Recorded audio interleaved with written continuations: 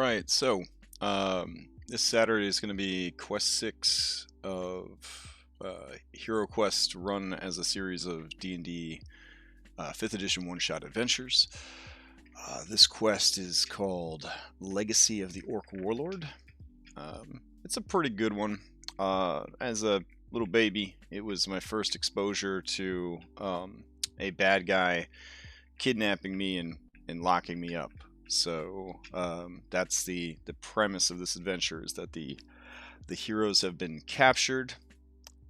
We don't have to explain why. It's a one-shot. They just did. They just got captured. That's the cool thing about one-shots, is you just set the scene, you know, like a Star Wars movie. You just scroll the text up at the top, and you just say, yep, since the last time you were with us, this shit went down. And then you just sort of have to deal with it.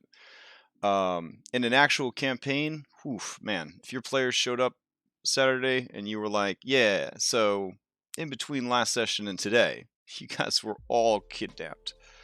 You've been locked in a dungeon, all your abilities and items, they're all gone.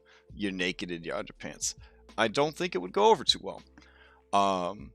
Yeah, so, but for this adventure, we can get away with that. And that is what we're going to do. Now, we've been using Heroic Maps, HeroQuest series for this, and we will continue doing that. One slight foobar on my part was there was another adventure, the second quest, where they had to save this guy, Sir Ragnar, because he was locked up in a dungeon. So, I wasn't paying attention, and I used Grack's Prison for that adventure, which, let's see... Here it is. And you want to talk about an awesome prison map? Oh yeah. Grack's Prison, amazing. This is a good map. It was a lot of fun. It was a crazy adventure. It was essentially a non-stop combat from the first fight to the last fight. It was insane. Skirmishing through hallways, fighting, squeezing ogre babies, and all that goodness. I love it. I love the map. I loved how it panned out. It was great. Well, then I go and find out that actually Grack's Prison was meant for Quest 6 because, you know, Ulag's foul offspring, Grack, has sworn revenge, etc., etc. So I used the wrong map. So now I have to somehow make the map from Quest 2 work for Quest 6. So a little bit of a curveball there. All right, so how we usually start these things is we check out the OG quest book that came with the board game. So let's drag that little guy over here. All right. Not an overly complicated map. I feel really bad for this orc in the top right corner. I feel like he's never going to get any action. Yeah, so this was the layout. You started in a cell, and then you got to leave the cell, and you could run into a femur or famir in the hallway. And when you're naked, and the only thing you could do is punch, Famir is a pretty scary bad guy. I mean, they're pretty scary anyways. If you're really unlucky with no armor and no weapons, you open this door to the center room, and it's just full of bad guys, plus the Famir in the hallway. So it was a bad time. If you went left, and then left again, you would arrive in a room with a single orc warming his toasted buns on a fire, because there was only so much furniture. If you went to the top left corner, you would find your equipment. Yes, because just like any game or video game, the bad guys didn't redistribute any of the good guys' belongings whatsoever. They just said, nope, that wouldn't be fair. Take everything and put it in this wardrobe. Again, there was only so much furniture. So everything got stuffed in the wardrobe, and they put one goblin in charge of it to guard it. Because, again, this was a game for 10-year-olds, so, you know, we weren't expecting much. That being said, I've run this adventure many times in HeroQuest, and it is always a disaster. Because you are super weak in HeroQuest if you don't have any equipment. Yeah. So, how do we create that same sensation of frustrated impotence, right? That's the flavor of the adventure that we're going for. We want to make sure that the spellcasters can't cast spells. We want to make sure that the beefy boys don't have their weapons. We really want to drive home how terrible it is to not have your equipment and to have to sort of MacGyver your way through this thing. Now, of course, this is Dungeons & Dragons, so the first monster they kill, they're going to take all the weapons off of that monster and use it to kill other monsters, and that's totally okay. But we are trying to create just a few minutes, maybe 30 minutes to an hour of like Survivor Island stress. Like, we don't have anything. What are we going to do? This crazy time. So, let's read the flavor text that was provided by our friends at Milton Bradley / what are they called? Games Workshop. So here we go. Legacy of the Orc Warlord. Ulag's foul offspring, Grak, has sworn revenge on those who killed his father. Although it has taken him several months, he has finally tracked you down, all 4 heroes, in parentheses, just so that nobody gets any ideas that maybe like one of the heroes escaped and is going to bust the others out, and captured you in an ambush. The only explanation that you get. Now you are all held prisoner in his dungeons while he decides when and how you will meet your fate. While the guard sleeps outside your cell, you manage to pick the lock with an old rat bone. Again, no rolls were necessary. They just pretended this happened. It's sort of like the compromise to being kidnapped automatically is that you got to break out automatically. You must find your equipment and escape to the stairwell. Okay. We can make that work as a D&D adventure. Notable areas on the map. There is, let's see, heroes start in their cell. They cannot search for treasure in their cell, so you know you're in a bad situation. All the heroes' equipment has been taken. They may not use any equipment, magic items, armor, potions, etc., or cast any spells until they locate their equipment. A hero with no weapon or armor rolls 1 die to attack and 2 dice to defend. So, in D&D terms, you just don't have any weapons. Too bad you didn't play monk. It was the one time a monk would have been cool. Alright. The hero's equipment is stored in the cupboard in the room, as we discussed. When the hero searches the room, the equipment will be found. Each remaining hero must then enter the room and collect his or her belongings. The wizard and elf may again cast spells once they enter the room and reclaim their magical powers. Alright, don't worry. We have a way to explain this away. The stairs lead out of the dungeon into freedom. Any hero who manages to move onto the stairway tile has escaped. Use the orc, an orc figure for Grak. He is an extra tough-looking orc. That's the wording. Extra tough-looking orc who is holding a staff, exactly like the one described in the armory on the cardboard platform. Grak is also wearing a wizard's cloak. It is used... its use is explained on the matching artifact card, so we got a magic item here, folks. If Grak is killed, the cloak will be of special interest to the wizrobe. Give him the matching artifact card. Now, I'll be honest, the wizard gets all the best everything in HeroQuest. Like, he's the sleeper hit character. Like, he's just the best. It feels like all the magic items in the game were meant for the wizard. I don't know. The dwarf kind of just gets left out in the cold. Grak knows 3 chaos spells, so we're dealing with a spell-casting orc here, who is extra tough-looking. So we'll have to keep that in mind. The boss of this particular one-shot is an extra tough-looking orc spellcaster. Noted. Alright.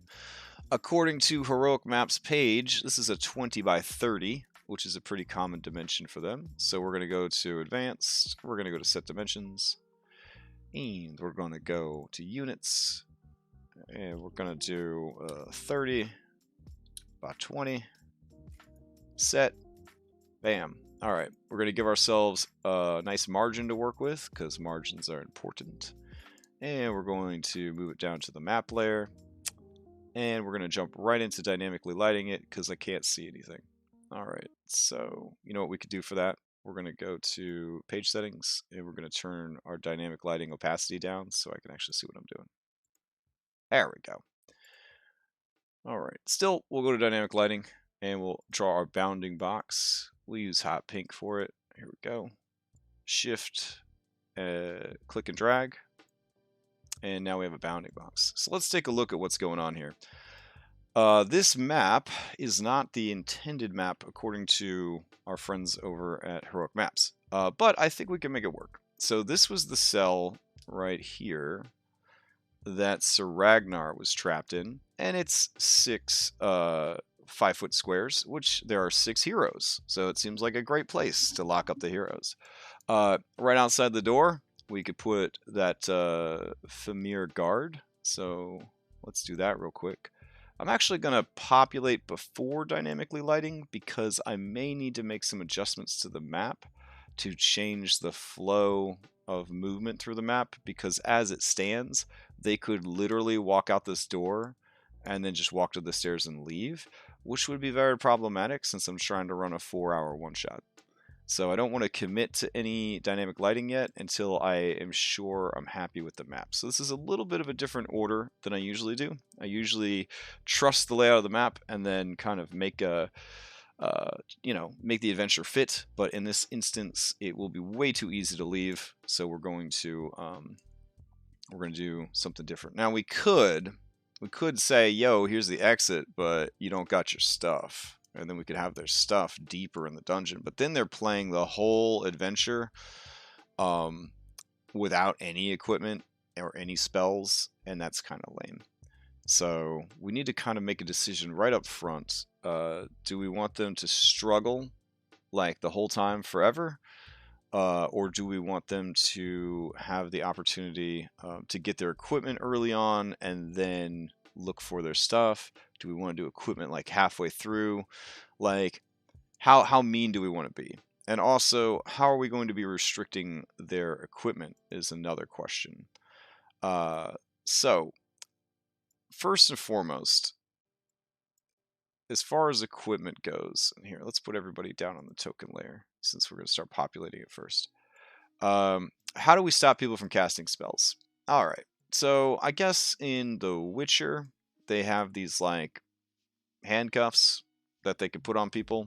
I don't remember what they're called, like iridium or something like that. And they keep people from casting spells. So we're just going to do that. Now you might say, but now the players will have access to these iridium handcuffs. And what happens when they put the iridium handcuffs on a bad guy Wizrobe using an amazing grapple check? Then they won't be able to cast spells anymore. Yeah, this is the danger of Dungeons & Dragons not being a video game. When you give people stuff, you have to think this stuff through, right? Like giving a toddler a gun, right? You give your adventurers something that's really bad for them. Someday it might be bad for you. So you got to think that through. How can we make sure that that's not going to happen? Simple. In order for these iridium manacles to retain their power, they have to be ritually blessed by a chaos demon summoned by a warlock of chaos. Oh, well. Expiration date? I don't know. 21 days. So 21 days, every 21 days they have to have the iridium bracers blessed by a chaos demon, which as champions of light ain't gonna happen. So there you go. Now we've explained away that. When I was a kid, they used to give drow elves the best armor and weapons in the game. And you would kill them and you would be really excited because you're like, oh man, every drow has magic equipment. I'm going to be so rich. And then as soon as you took it up into the sunlight, the sun would just melt all their equipment because it couldn't handle the sun. Nowadays, that kind of stuff doesn't happen. But that's the same kind of bullshit idea that we're going with here with the whole, like, oh yeah, this is chaos magic and it's got to be refreshed with chaos, and that's why you can't have these cool manacles anymore. So, yeah, sometimes you have to do terrible things for game balance. Alright, so we know the heroes are going to be in the cell, and we know that we're going to put a little Famir outside the cell, so let's go down and grab him. There we go. And he'll just be like snoozing on this like bench here, like just chilling. Alright, so we have the manacles on them. How do they get the manacles off? Well, they're super magical, we've already established, so they're going to need some kind of key to get the magic off, and it's not a key that the jailer's going to have. Also, this room right here looks like a really good room to put their items in. We could put the orc who was warming his buns here. And then we could put the other orc that was sort of lost and wandering around. We'll put him there. And then we could put the one goblin that was supposed to protect the wardrobe right there. Yeah, that seems pretty good. All right. Now, let's see. We got a little break room here they're going to have to fight through. Oof, this is going to be rough. All right. I like it, though. We need a cave where this guy could, like, practice his evil, like, summoning of demons and chaos and all that.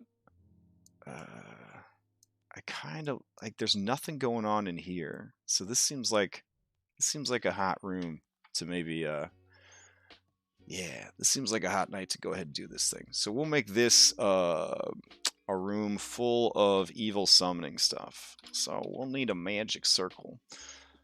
And now I thought about treating myself and getting like some animated spell circles, because that's a thing now that you can get in the Roll20 shop. But it's $5 whole. And in these desperate times at the end of the world, I want to hold on to my money just a little bit longer. So we're going to just be sad and destitute with our lame regular non-animated circle. All right. Let's see. This circle, doesn't matter what it does, it will always frighten the players. Anytime they see it, there's a knee-jerk reaction that they are going to die when they see the circle. And that is not an accident. That is called conditioning. All right, so I'm going to go ahead and put this down on the map layer. There we go. Now we could make it a little more spooky by changing the color. Obviously, the spookiest color for a magical circle would be red. The second spookiest would be purple. There we go. No, maybe we should go with red. Red would be a little more spooky. Let's see. Yeah, that's kind of pink. It's kind of a pinkish color.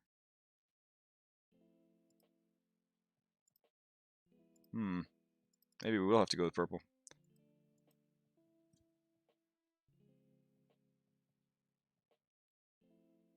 We'll go with the dark purple. There we go.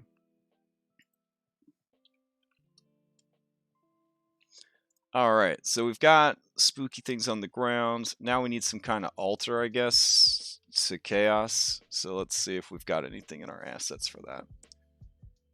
Well, that's a cool one, but we don't have that one. Let's see. Oh, wow, look at that. This is some blood and some bones. That's perfect. Drag it over. The art style kind of matches the map we already have. It could fit right here in the corner. Let's see. Make it a drawing so we can move it around without worrying about it too much. Yeah, there we go. We could make it a little bit bigger too. Oh yeah, that's looking good. There we go.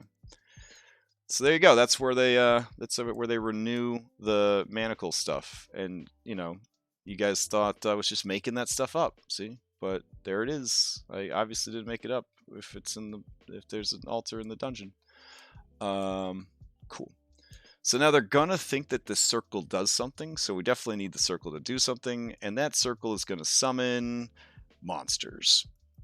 Yes. And the worst monster I could think of, and I mean worst in a negative way because they're terrible, are 5th edition bearded devils.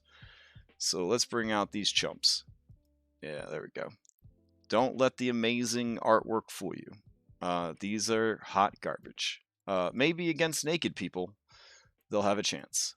So we'll get those guys out, move it back to the token layer. There we go. All right. Now, if we really wanted to be kind, we could have like some imps, but they are level 5. So, I mean, that's kind of the apex level of 5th edition D&D. So they should be okay.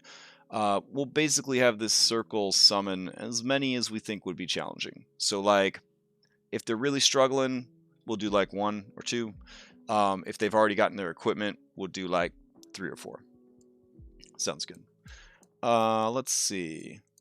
So here's the stairs to get out of here, but they probably don't want to leave until they have their equipment. Okay. So we know that we're going to put their equipment in this room. We know that they're going to wander over to it. According to the map here, there is a chance that they could fall into at least one pit trap on the way over. So we should definitely have some pit traps. I mean, that's staying on brand for HeroQuest. So let's see. There's our friend, the pit trap. All right. Cool.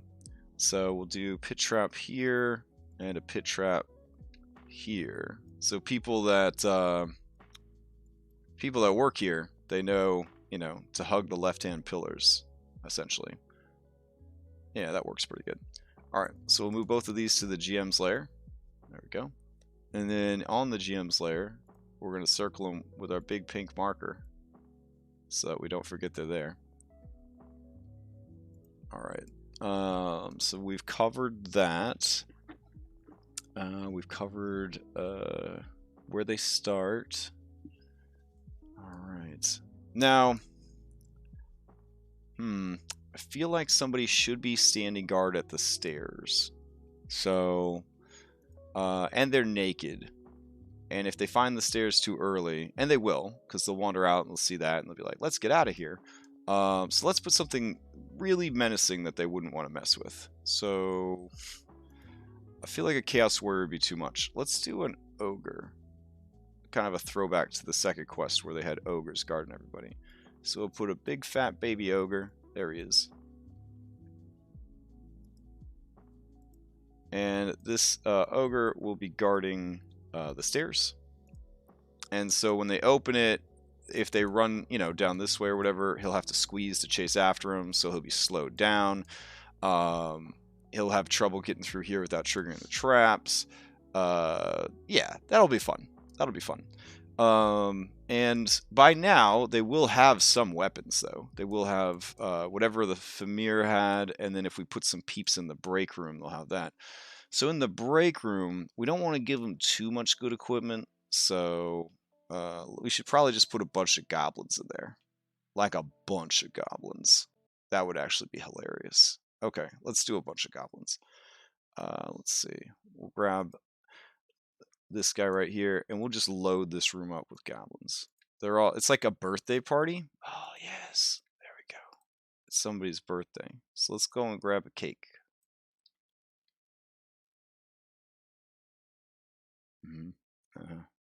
Any birthday cakes in here? No, that's an ugly cake. I kind of felt like there would be a cake. I mean, there's usually a chicken. There's a pizza. I mean, you do have pizza at a birthday. We could put a pizza down.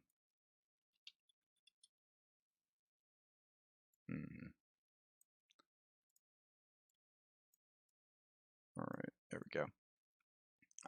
I can't go any further until I get a birthday cake, so hold on.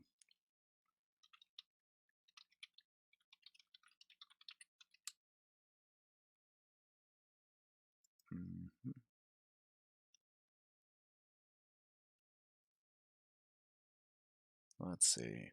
Upside down pineapple cake. Why is there no actual birthday cake? Alright, this one's pretty good. This cake says, bitches love sprinkles. That'd be a pretty good cake. Alright, so we'll go with that one. And it's not a direct top-down. I can't seem to find a top-down picture of a cake. So, that's alright. We're using portrait miniatures on a top-down map. We really don't care about physics or perspective or anything, I guess. Alright, here we go.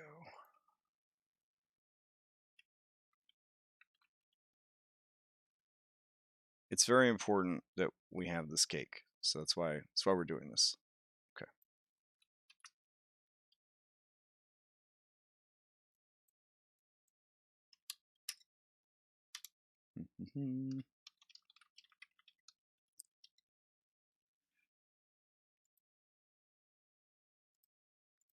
All right, bringing in the birthday cake to go with the pizza. Also going to check on our music because I thought we had some background music, but now it's gone. Let's see.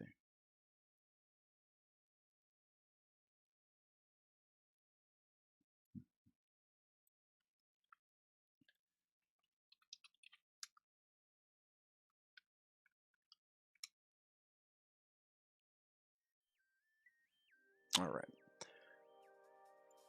So there's our bitches love sprinkles cake. Shrink down a little bit. There we go. All right. So these goblins are in here celebrating somebody's birthday. There's 8 goblins. There's 6 5th level characters who just got done naked brawling against their jailer, this femur. I'm going to say that the party is so rowdy that they did not hear what was happening in the cell. And, you know, that's good for the players. So the players are going to kind of bust out in here right in the middle of this rowdy celebration. Oh, man, is there a piñata? No. No, that was too much to ask for. Okay. So they got their birthday cake, they got the pizza, they got the goblins. They're going to beat up the goblins. They're going to constantly be like asking, like, what kind of equipment do the goblins have? I want everything, because they're naked right now. They have nothing. They're desperately looking for a way to get out of these spell things so that they can actually, you know, do their jobs and all that. Too bad. Let's see. Are there any empty rooms here? Doesn't look like it. It looks like I'm supposed to have a torture chamber, which the other map, the map I was supposed to use, had a torture chamber. So we could see if there's a torture asset we could do. So like rack, maybe?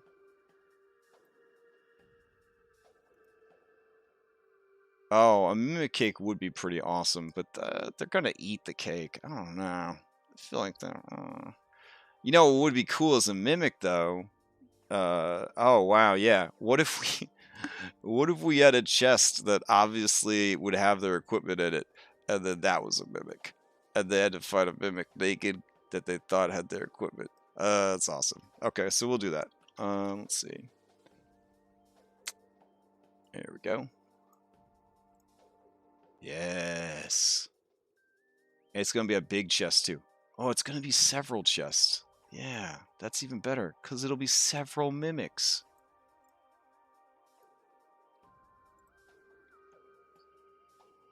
Alright. I love it.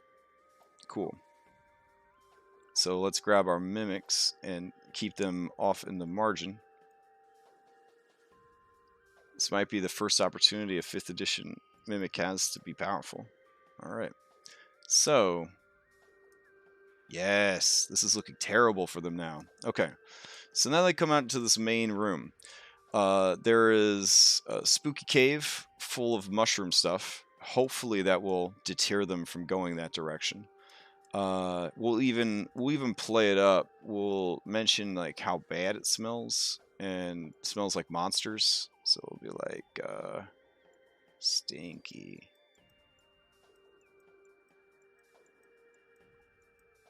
All right. So why is it stinky? What kind of horrible creature should we give this guy that he's keeping as a pet down here? Well, we know that this guy is an extremely tough Orc Warlock, so he definitely needs like some edgy pet that lives down here. Something really nasty. Let's see. We did a Manticore already that they ran away from. We did a Green Dragon that they teamed up with. What would be a nice chonky monster that we could put in there that wouldn't mind living underground with mushrooms? Let's see. Oh, man. I can't remember what this thing is called. A Catoplebus? Is that too tough for level 5? It has a death ray. No, it's a CR5. So a Catoplebus is a loathsome sort of... I don't know. It's kind of like an owlbear. It's like just a hybrid of horrible monsters put together. It smells like death and swamp gas, and its stink is so bad that you get poisoned if you're within 10 feet of it and you smell it. And it's got a mace tail that can stun you, and just for whatever reason, it could just shoot death rays out of its eyeballs. There's a Final Fantasy monster. It's like a cat, and the cat, it's like a, I can't remember what it is. It's a C word or something. But it has like tentacles, and the tentacles can fire death rays. I'm pretty sure it's based on this monster. But yeah, look at this. It shoots a death ray that does 8d8 necrotic damage. And if you fail the saving throw by 5 or more, you just automatically take max damage, 64 necrotic damage. And if it kills you in this way, you're just dead forever. So yeah, let's throw one of those in there. Bloop. There we go. Okay. There we go. Yeah. So if they smell the reek of death and still think that's the right direction to go for their equipment, honestly, that's just Darwin in action. So, beyond that chamber, it does look like a buttload of Femirs work for this guy, and they are the quote-unquote wandering monster for this adventure. So we will toss a whole bunch of them in this section. So let's see. There they are. There's a Femir. There's a Femir. There's a Femir. Are these also showing up on the GM's layer? There we go.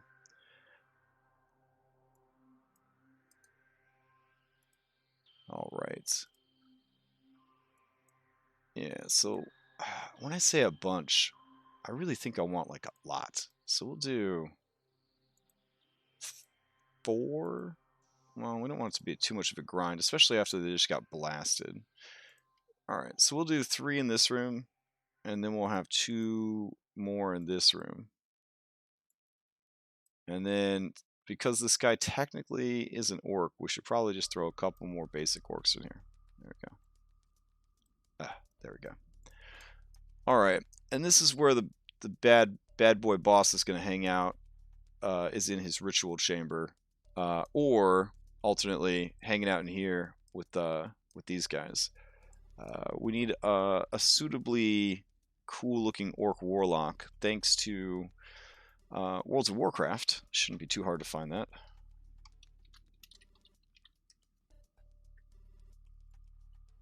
Let's see.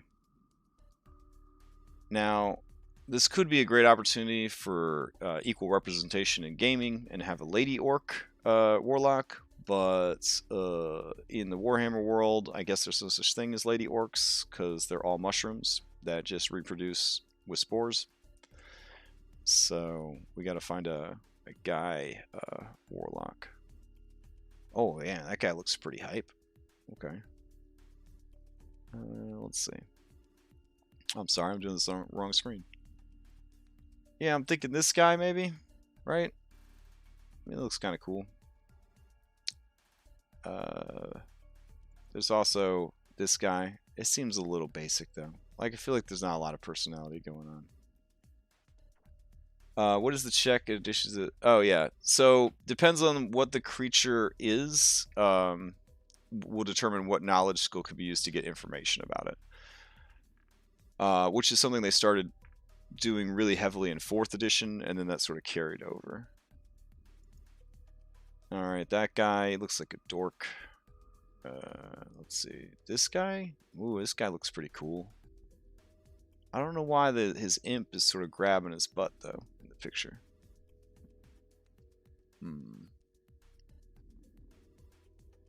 Okay, this guy looks pretty cool. And we really just need the head anyways for the miniature. Yeah. And he looks young enough to be like somebody's son, you know? Like, I feel like a lot of these warlocks are looking a little old. Like, this guy's too old. Alright. Of course, now I have to refine that picture. So, kind of stinks. Let's see. Will you lead me there?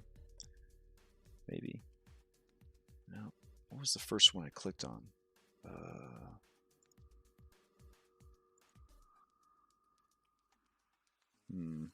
Oh, there he is. Okay.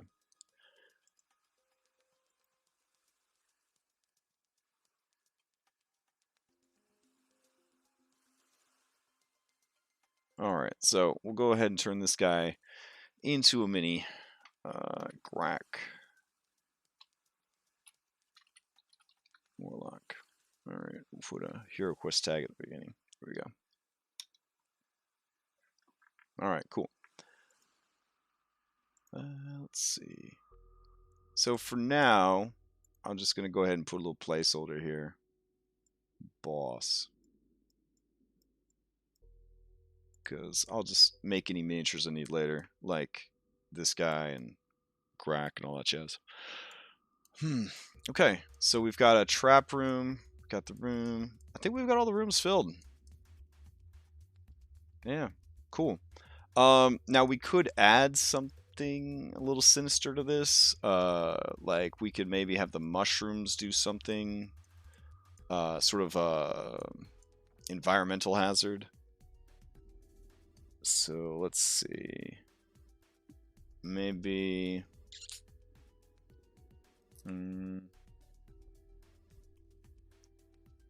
Oh, maybe the foul energies of this place. The mushrooms feed on violence, and if a fight breaks out, they start to like gas the room.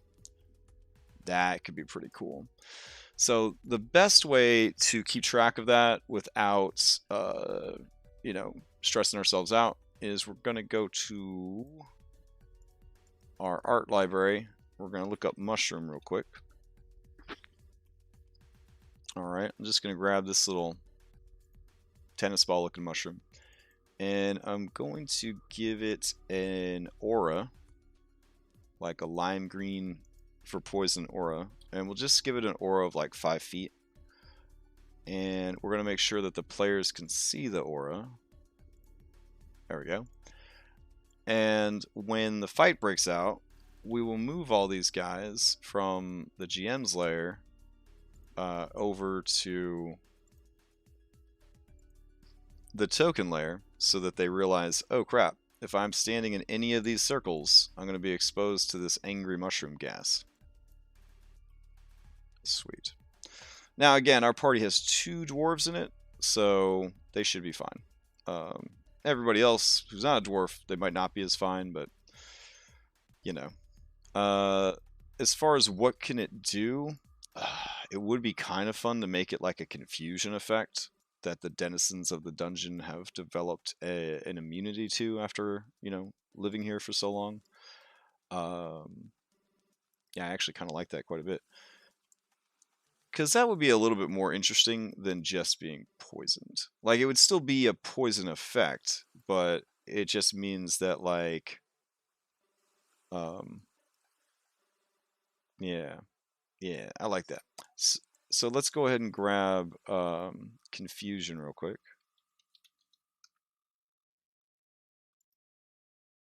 And it's got this nasty little table here. Cool. And what I could do is I could take a screenshot of it and then re-import it as a little handout if I wanted to.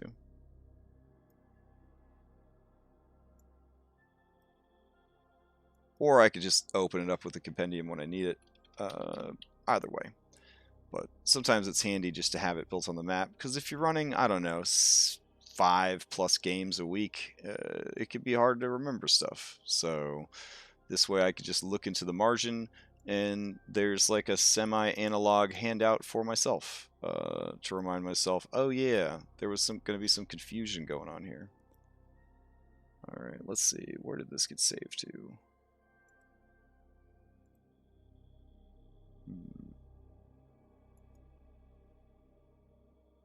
Oh, that's why I can't see it. Alright.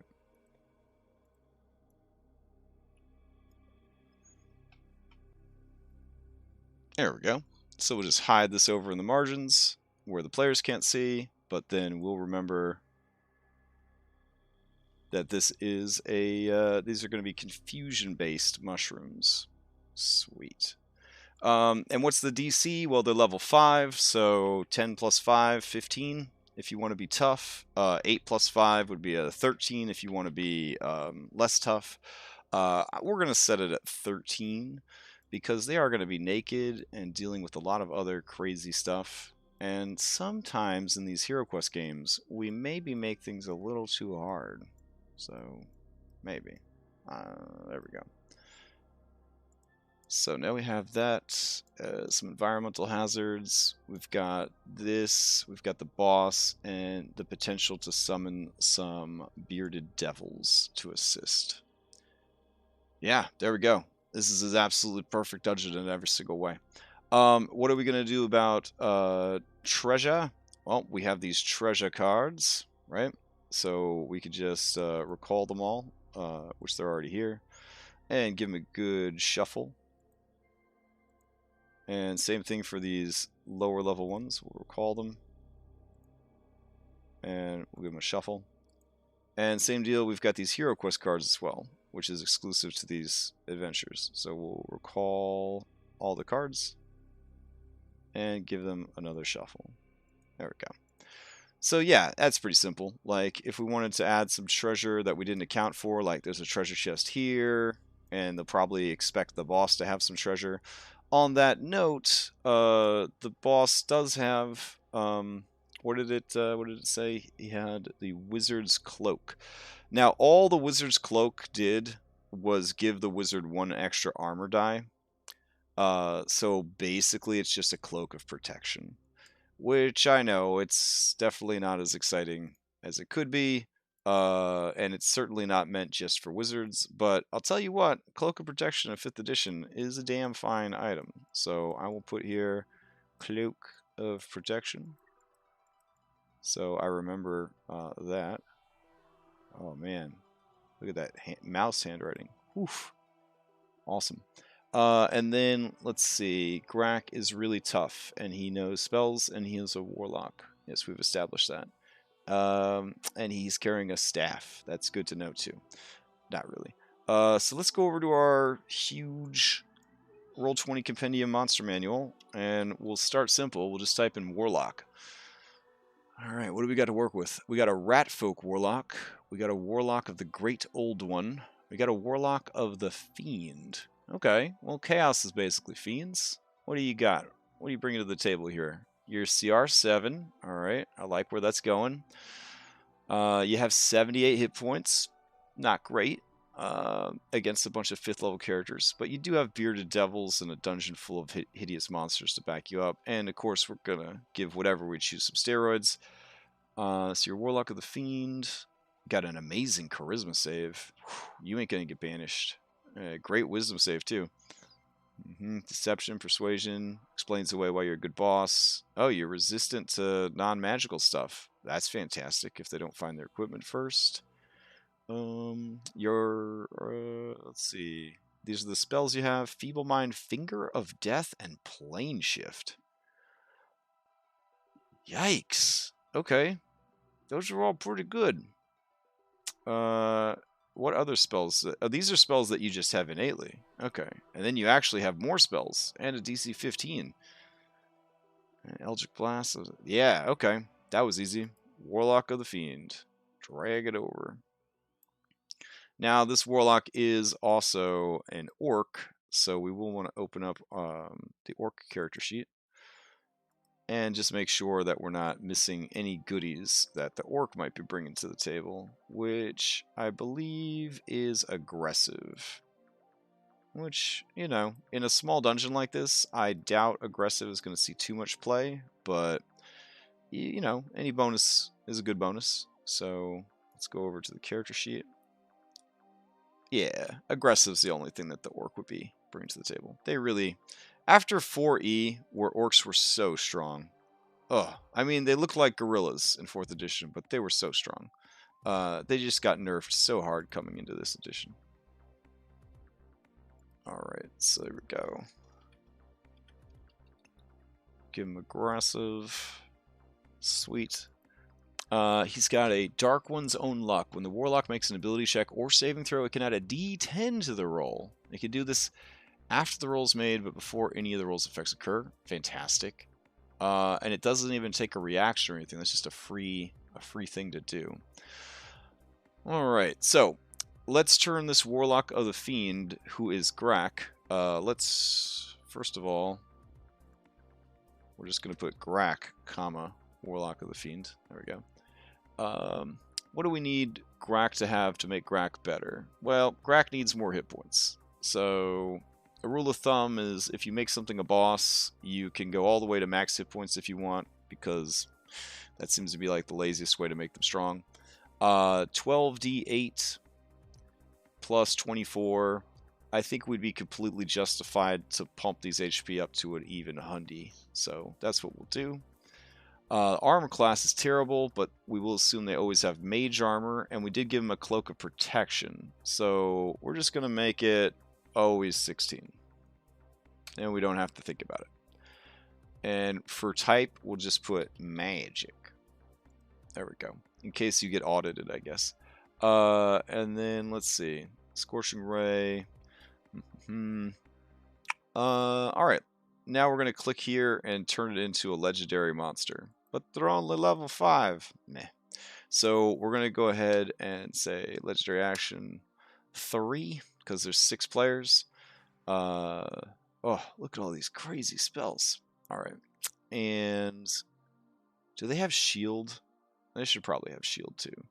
I know that warlocks don't normally get shield, but alright, we won't give them shield. We'll give them Hellish Rebuke. There we go. So we'll also turn on reaction. There we go. And we'll put in reaction Hellish Rebuke, so we remember to use it.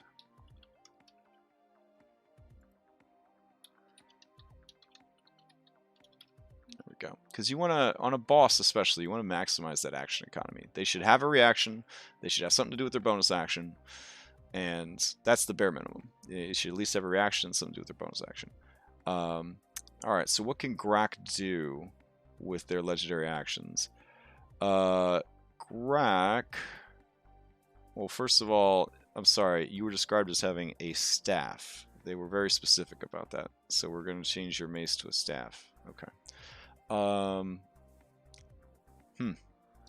Yeah, let's just say that for one action, or for one legendary action, they can cast a cantrip.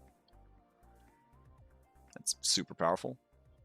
Grak may cast any cantrip spell he knows.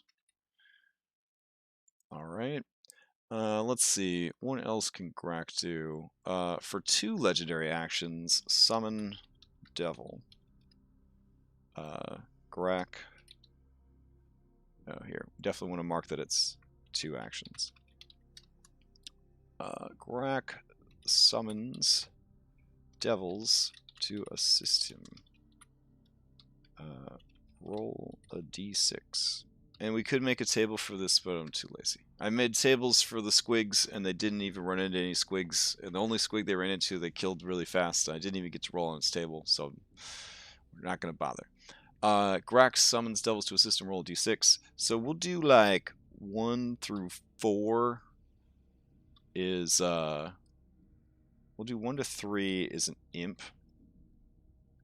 4 to 5 is 3 imps. And then 6 will be a bearded devil. On top of the however many bearded devils we wanted to just spawn anyways. These are just more that he could spawn during the fight. Yeah, that works good. Alright, cool. So Grak summons devils to system roll d6, 1 d6. Alright, cool. And I just made a nice imp for another game, so let's go transmog it over. So let's see. Eviltide's Moon, I think, has a nice shifty imp. There we go.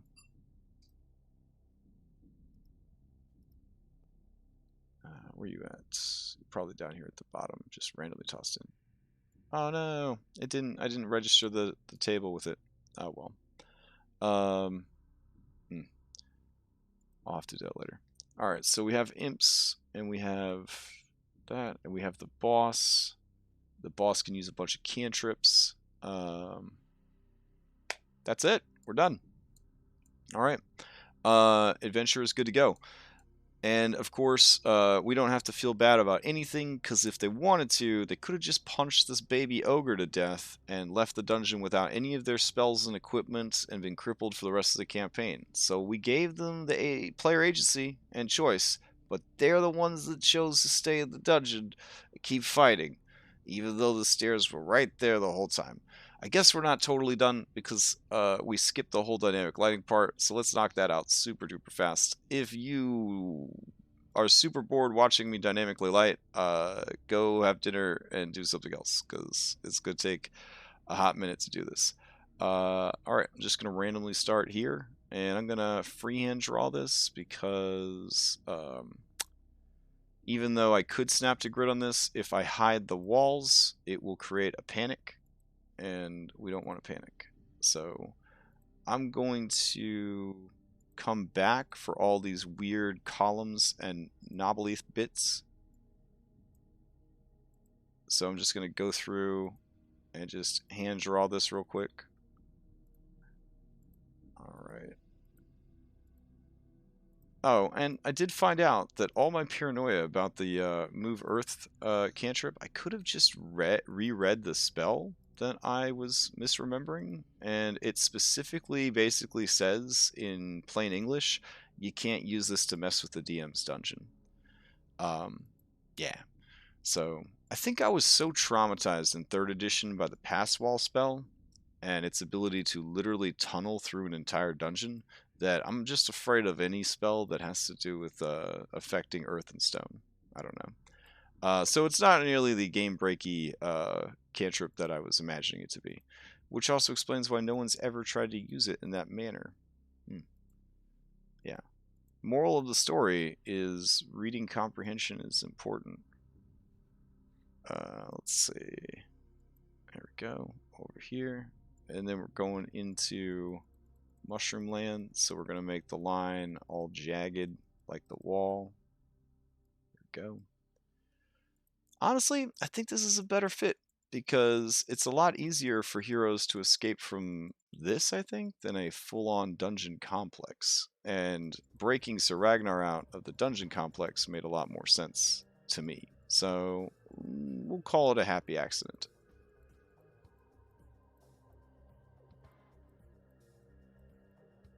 There we go.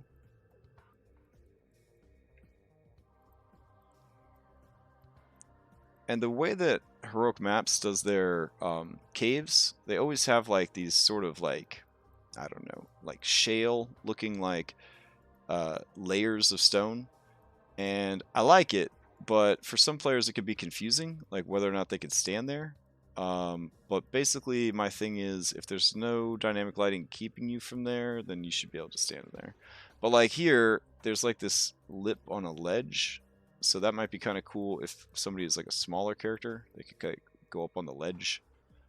Like maybe my favorite HeroQuest character, the Owl, will go up there and hang out. Good old Frank. Alright. There we go.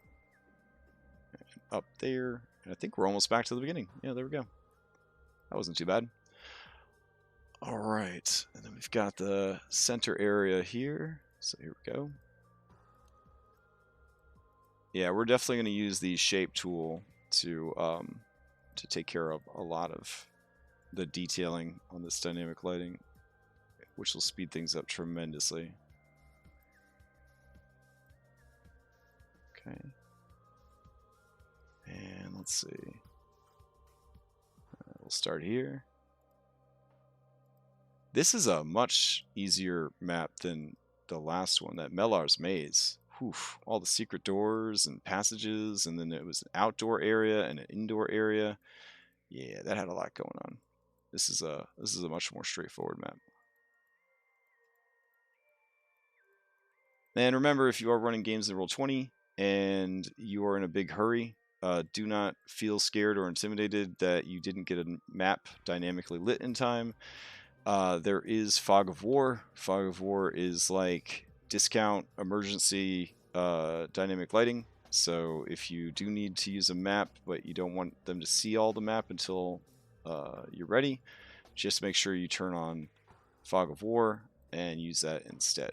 So don't ever be afraid to, you know, let things kind of go off of script if you have to, because worst case scenario, you just use Fog of War instead. Don't try to use Advanced Fog of War at this time because it's still pretty busted. So that's going to be a quick way to waste like 20 or 30 minutes of your game playing tech support for your players if you try to use Advanced Fog of War, because it will just destroy most of their browsers. One of my players has like a many $1,000 gaming machine, and his computer cannot run Roll20's Advanced Fog of War. So, all right. So now we're switching over to the shape tool to fill in all these kind of weird knobbly shapes, just to give the rooms a bit more depth and dimension when players come into them. There we go. Same thing with the door frame. And this is a busted old like dungeon, so it doesn't need to be perfect. Like, you just kind of throw these shapes down, because again, we're just trying to break up the monotony of the walls being so straight. And Heroic Maps is really good about that when they draw or paint their maps. They always add little bits that are going to make it more interesting. So my daughter, she plays a lot of Minecraft, and now that she's like super good at building stuff in Minecraft, all of her stuff has these things like on it that add to the shape, so that a house is not just a big old rectangle or whatever. It's one of the things that I personally struggle with. I don't really have a good brain for architecture, which is probably why I'm so into collecting maps, because I feel more confident if I have a good collection of maps to go to. All right. And I'm saving all the pillars for last because I do want those to be mostly uniform in shape and size, so I'm just use copy and paste on those. There we go.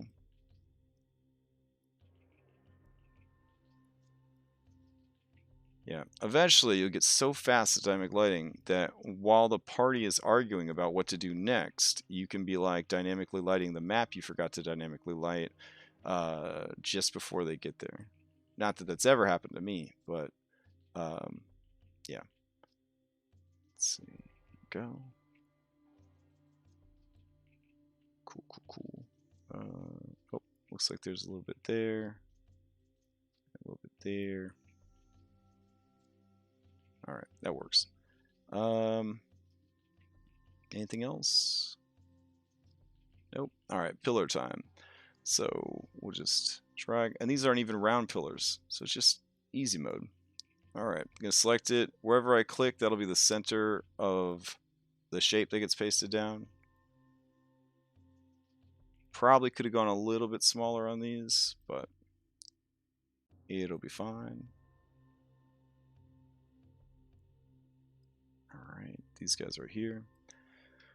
And that's one of the things I do like about Roll20 is when there's a map and it's got pillars and you've got dynamic lighting on, it just looks so cool. It's like so fun to play, as a player at least, in a nice map that has like cool dynamic lighting effects going on and stuff. It adds so much more than just having like a basic black and white map where you could see everything, and you know, I don't know. All right, then we're gonna switch to shape tool again and go green, and that'll be for doors. So here we go. Knock out all these doors real quick.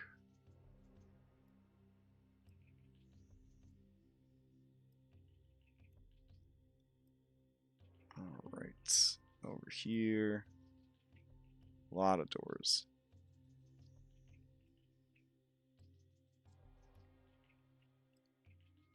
One of my favorite things about being a player, I'm going to be a player tonight actually, which is kind of exciting. Joined a campaign for Acquisitions Incorporated, is kicking down doors, because as a DM, I've watched players spend so much time agonizing over doors that as a player, I can't waste a single minute agonizing over a door. If the door's going to blow me up, the door's going to blow me up. I can't bear the thought of spending too much time arguing about whether or not I want to open a door. Let's see. Let me switch back to pink. Just, I think I forgot the little knobblies there, and I'll just do it in green. That's fine. All right, and the last thing we need to do is add our light sources, which we've already made ahead of time. So we'll go back to dynamic lighting, go to templates, go up to the templates. We got fire. Let's put some down.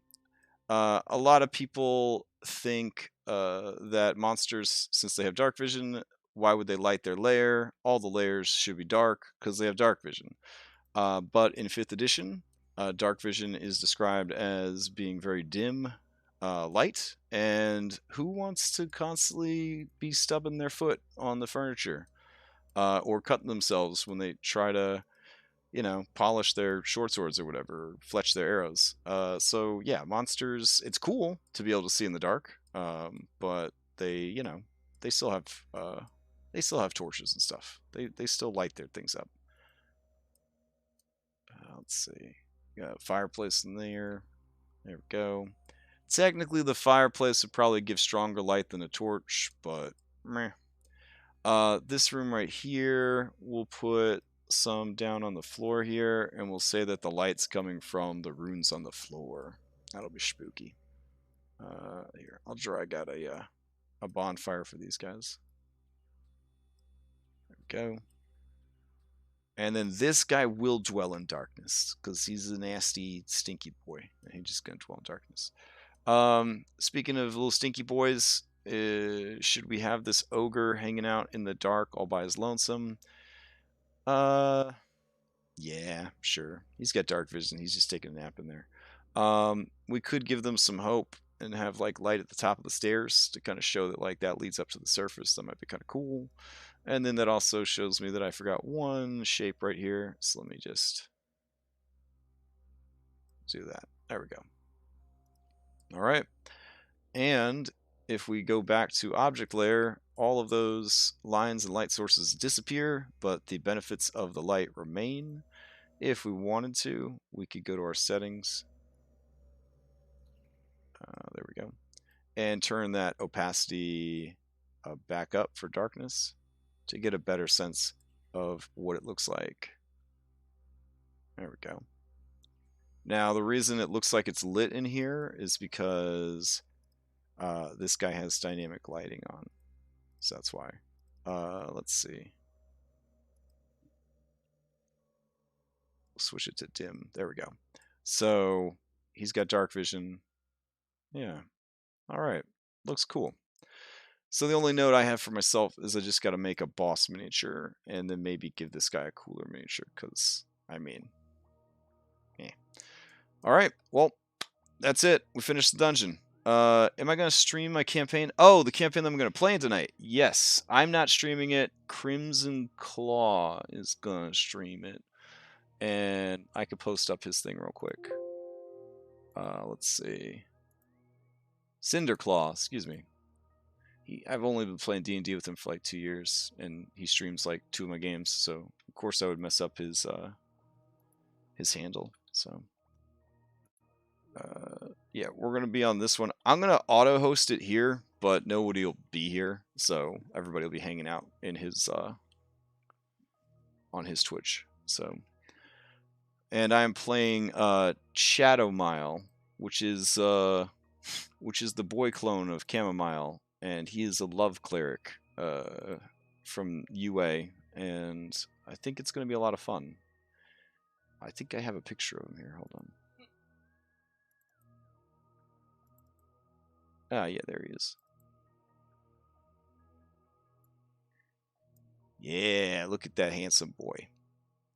All right, yeah, so he's a tiefling love cleric. He's 3 months old, and he's very excited about becoming the greatest adventurer in the whole world.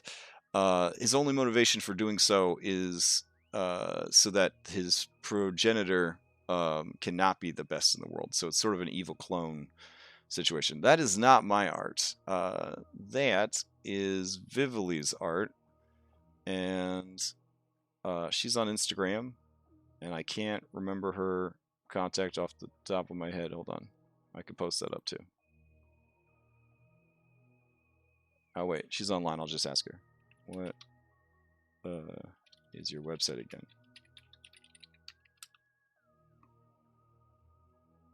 But yeah, she's been doing a lot of great art. Yeah, if I had a style, I guess it would be very similar. I think that's why I like her work so much. But I haven't really done too much art of my own lately. I did draw my own picture of my Warlock character, so that was kind of cool. Yeah, here. This is her website. I'll post it in the chat.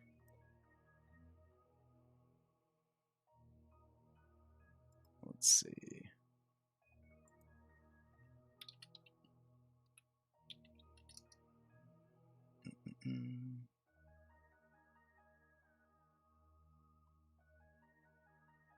Yeah. So, that's it. I think it'll be a fun adventure. It's going to be interesting to see how they handle not having weapons. I guarantee you we're going to see goblins being killed with other goblins as improvised weapons. I'm pretty sure someone will be murdered with the pizza and or the birthday cake. They may or may not use this dog that is roasting on a spit over here and start stabbing people with the spit. Nothing really brings out the violence of mankind quite like Dungeons and Dragons, and quite like being naked in Dungeons and Dragons while escaping from a prison. In 26 years, I've seen some pretty brutal executions as people try to find their loot that they know beyond any shadow of a doubt is going to be conveniently stored in a plot chest for them to take. Bad guys, they do follow a certain code, a certain set of rules. One of them is do not interrupt the good guys during their transformation sequence, whether it is a giant robot transforming or a lovely schoolgirl transforming. You are not allowed to do anything during the transformation sequence except watch. The second rule is if you steal their stuff, you cannot use it. You just put it in a chest, and you have one shitty guy watch it. That's it. These are the rules. So, oh yeah. So the actual weapons, yeah, are over here. So maybe I should make a note for myself so I don't forget. Here we go. There we go. Yeah, a couple arrows. Yeah. So, the loot. There we go.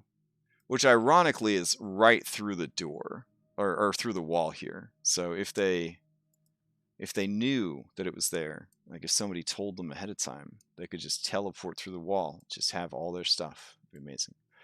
And then yeah, I'm gonna swap out all the treasure chests in the dungeon to look like the mimic treasure chest, so that we can continue that sort of unsurety and terror as they go through the dungeon. Because if the first two were mimics, they're all going to be mimics. Wahaha. There we go. All right. I think we're good. All right.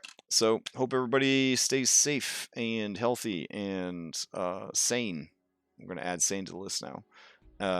And yeah, if you want to hang out later tonight, the game starts at 8 p.m. Eastern time. So it'll be on that on Cinderclaw's Twitch.